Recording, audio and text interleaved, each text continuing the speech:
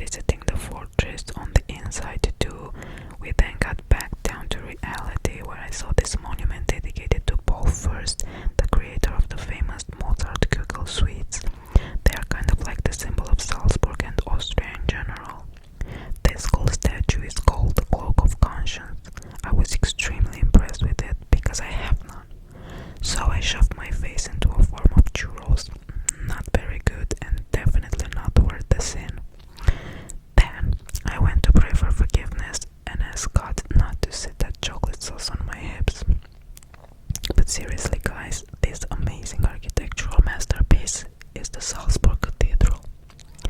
It's one of the most beautiful churches I have ever seen.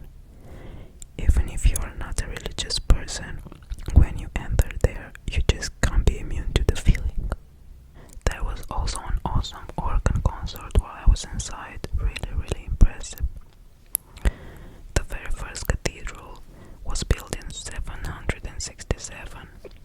It's been damaged by a few fires throughout history and rebuilt every time. The last time was in 1944, when an aircraft bomb damaged the dome and parts of the sanctuary. Finally, in 1959, the cathedral was reconsecrated as magnificent as you can see it today. These Baroque-style details are just splendid. The capacity of the church is around 900 worshippers. I'm just gonna pause here again for a few seconds and let you take in all this magnificent work of art.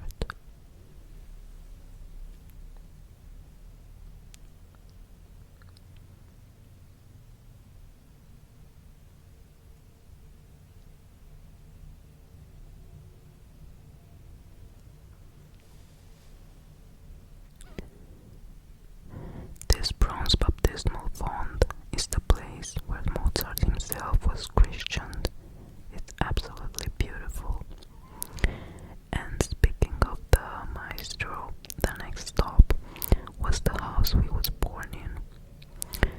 It is really impressive to see the house he grew up and took his first steps and walked the same places he did.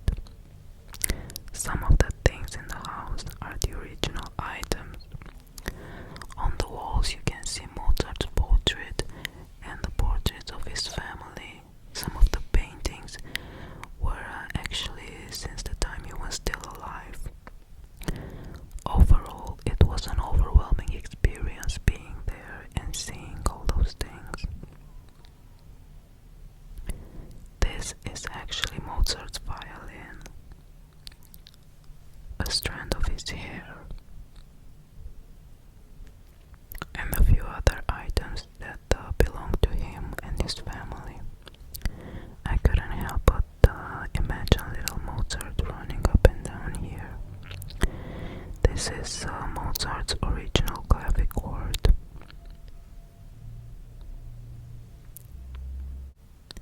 It was a very intimate experience to see some of his personal letters and his handwriting. There is a humble feeling being there in the presence of the genius. I guess the spirit will live forever.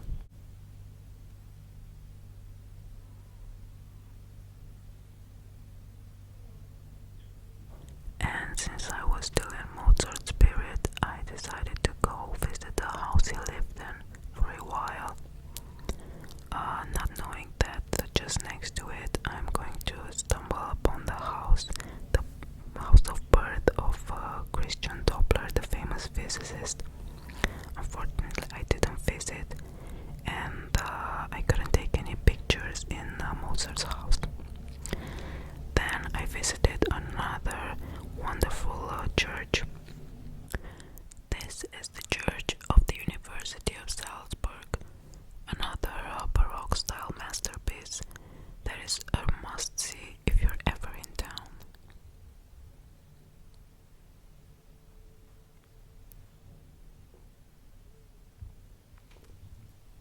Really worth visiting.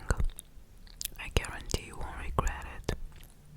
Like I said, even if you're not a religious person, you will really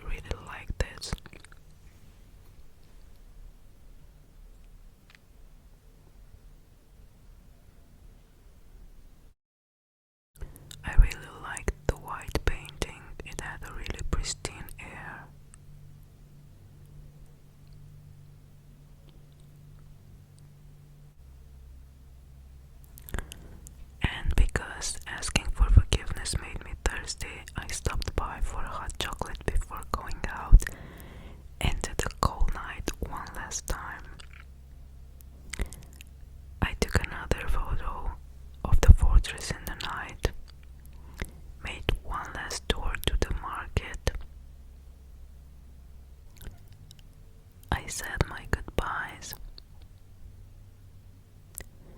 and ended the day on the side of the river with the beautiful Salzburg on